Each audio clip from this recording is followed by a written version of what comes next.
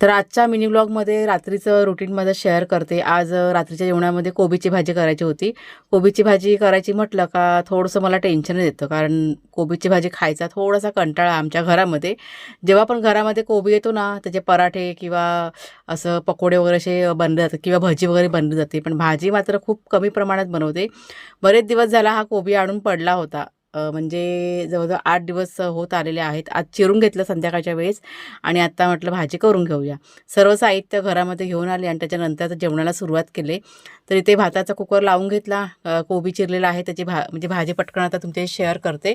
कढईमध्ये तेल घातलेलं आहे आणि संध्याकाळी नाश्ता बनवून तीच कढई आहे. त्यात राई, जिरं, कढीपत्ता, आलं, लसूण सर्व घातलेलं आहे. कांदा घातलं, चांगलं असं परतून घेतलं.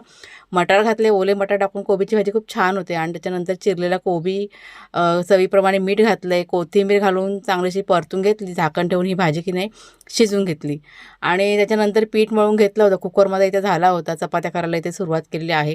कोबीची भाजी तुम्हाला आवडते की नाही हे सगळ्यांनी जरूर सांगा. पण आमच्याकडे मात्र भाजीपेक्षा नाश्त्यामध्येच कोबी की नाही जास्त प्रमाणात खाल्ला जातो. तर चला आजचा